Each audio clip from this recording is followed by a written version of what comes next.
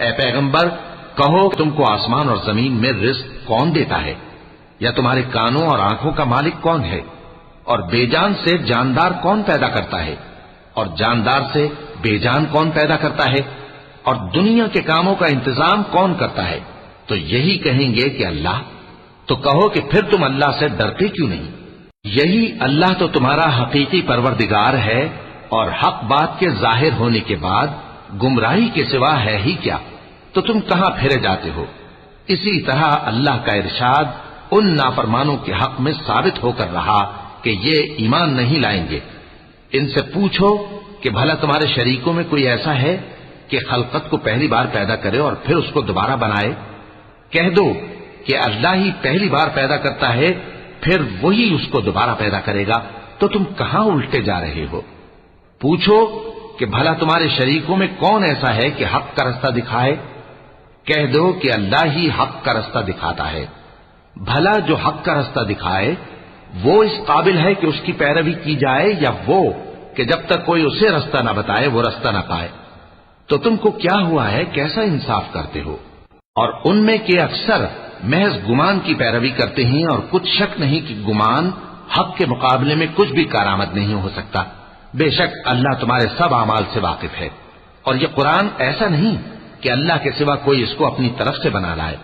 ہاں یہ اللہ کا کلام ہے، جو کتابیں اس سے پہلے کی ہیں ان کی تصدیق کرتا ہے، اور انہی کتابوں کی اس میں تفصیل ہے۔ اس میں کچھ شک نہیں کہ یہ رب العالمین کی طرف سے نازل ہوا ہے۔ کیا یہ لوگ کہتے ہیں کہ پیغمبر نے اسے خود ہی گھڑ لیا ہے؟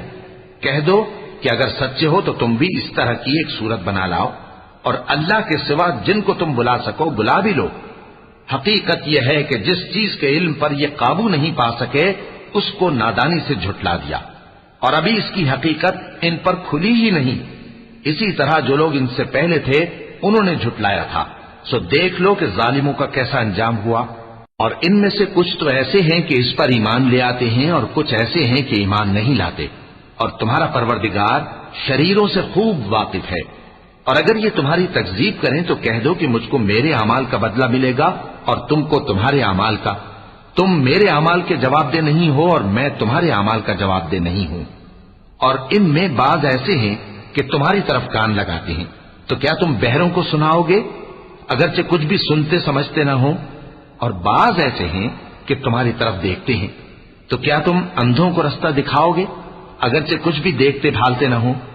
اللہ تو لوگوں پر ذرا بھی ظلم نہیں کرتا، لیکن لوگ خود ہی اپنے آپ پر ظلم کرتے ہیں۔ اور جس دن اللہ ان کو جمع کرے گا تو وہ دنیا کی نسبت ایسا خیال کریں گے کہ گویا وہاں گھڑی بھر دن سے زیادہ رہے ہی نہیں تھے، اور آپس میں ایک دوسرے کو شناخت بھی کریں گے۔ جن لوگوں نے اللہ کے روبرو حاضر ہونے کو جھٹلایا وہ خسارے میں پڑ گئے اور راہیاب نہ ہوئے۔ اور اے پیغمبر اگر ہم کوئی عذاب جس کا ان لوگوں سے وعدہ کرتے ہیں تمہاری آنکھوں کے سامنے نازل کریں، یا اس وقت جب ہم تمہیں اٹھا لیں، بہرحال ان کو ہمارے ہی پاس لوٹ کر آنا ہے۔ پھر جو کچھ یہ کر رہے ہیں اللہ اس کو دیکھ رہا ہے۔ اور ہر ایک امت کی طرف پیغمبر بھیجا گیا، پھر جب ان کا پیغمبر آ جاتا ہے تو ان میں انصاف کے ساتھ فیصلہ کر دیا جاتا ہے اور ان پر ظلم نہیں کیا جاتا۔ اور یہ کہتے ہیں کہ اگر تم سچے ہو تو جس عذاب کا یہ وعدہ ہے وہ آئے گا کب؟ کہہ دو کہ میں تو اپنے نقصان اور فائدے کا بھی کچھ اختیار نہیں رکھتا مگر جو اللہ چاہے۔ ہر ایک امت کے لیے موت کا ایک وقت مقرر ہے، جب وہ وقت آ جاتا ہے تو ایک گھڑی بھی دیر نہیں کر سکتے اور نہ جلدی کر سکتے ہیں۔ کہہ دو کہ بھلا دیکھو تو اگر اس کا عذاب تم پر ناگہاں آ جائے رات کو یا دن کو تو پھر گناہگار کس بات کی جلدی کرتے ہیں؟ کیا جب وہ آ واقع ہوگا تب اس پر ایمان لاؤ گے؟ اس وقت کہا جائے گا کیا اب ایمان لائے؟ اور اسی کے لیے تو تم جلدی مچایا کرتے تھے۔ پھر ظالم لوگوں سے کہا جائے گا کہ عذاب دائمی کا مزہ چکھو، اب تم انہی اعمال کا بدلہ پاؤ گے جو دنیا میں کرتے رہے۔